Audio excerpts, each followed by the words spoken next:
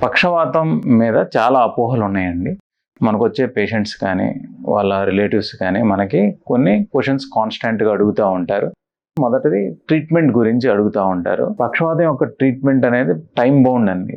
అంటే బేసికల్‌గా మన స్ట్రోక్ వచ్చాక ఫస్ట్ 6 అవర్స్, ఆ తర్వాత 24-48 అవర్స్, ఆ తర్వాత ఫాలోఅప్‌లో మనకి 48 అవర్స్ టు 1 వీక్ ట్రీట్మెంట్ అనేది ఉంటుంది. ఆ తర్వాత సబ్‌అక్యూట్, క్రానిక్ ట్రీట్మెంట్ ఫేజెస్ ఉంటాయండి. సో పక్షవాతం రాంగ్‌లోనే ఇమ్మీడియేట్‌గా మనం దగ్గరలో ఉన్న ప్రాపర్ న్యూరో సెంటర్‌కి వెళ్తే వెంటనే స్కాన్ చేసి మనకి ఎటువంటి పక్షవాతం అనేది ఉందనేది నిర్ధారించి ఒక ఇంజెక్షన్ ఇవ్వటం ద్వారా పక్షవాతం యొక్క ఇంటెన్సిటీ కానీ, వాళ్ళ రుగ్మత కానీ కంప్లీట్‌గా తగ్గించడం అనేది జరుగుతుందండి. ఇది చాలా ఇంపార్టెంట్. చాలామందికి దీని గురించి అవేర్‌నెస్ అనేది ఉండదండి. It's time bound. First 4.5-6 hours అనేది చాలా ఇంపార్టెంట్.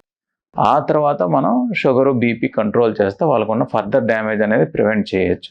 చాలామంది ఏమనుకుంటారంటే పక్షవాతం వచ్చాక ఎటువంటి ట్రీట్మెంట్ ఉండదు, వాళ్ళు జీవితకాలం పెరాలసిస్తోనే బతకాల్సి వస్తుంది, కంప్లీట్గా డిపెండ్ అయిపోతారని అనుకుంటూ ఉంటారు. చాలామందికి పవర్ ఉన్న పక్షవాతం వల్ల వాళ్ళకు హ్యాండ్ కానీ లెగ్ కానీ స్టిఫ్ అయిపోతే వాళ్ళు మూమెంట్ చేద్దామన్నా ఒక కర్ర మాదిరి అయిపోతూ ఉంటుంది. ఈ యొక్క స్టిఫ్నెస్ని మనం బాటులినం ఇంజెక్షన్ ఇవ్వటం ద్వారా మనం తగ్గించే అవకాశం ఉంటుందండి. ప్రాపర్ ఫిజియోథెరపీ ద్వారా అప్ టు 2 years పక్షవాతం నుంచి రికవర్ అయ్యే అవకాశం కూడా ఉంటుంది. రెండో క్వశ్చన్ అడుగుతూ ఉంటారు, పసర మందు తగ్గుతా డాక్టర్ అని అడుగుతూ ఉంటారు. మనకి పసర మందు వల్ల పెద్దగా లాభం ఏమీ ఉండదు. దీని ద్వారా మనకు విలువైన సమయం అనేది వేస్ట్ అయిపోతూ ఉంటుంది. పక్షవాతం వచ్చినా నెల రోజుల తర్వాత మన దగ్గరికి వస్తుంటారు కొంతమంది, ఇప్పుడు ఇంజెక్షన్ చేయండి అని.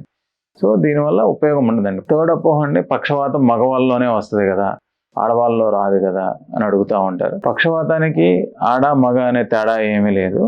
మొదట్లో కొంచెం 40-45 years లోపు ఆడవాళ్ళకి కొంత ప్రొటెక్షన్ ఉన్నా కూడా 45 years తర్వాత మెనోపాజ్ వచ్చాక కొంచెం ఆడవాళ్ళలోనే అత్యధిక పక్షవాతాలు అనేవి మనం చూస్తూ ఉంటామండి.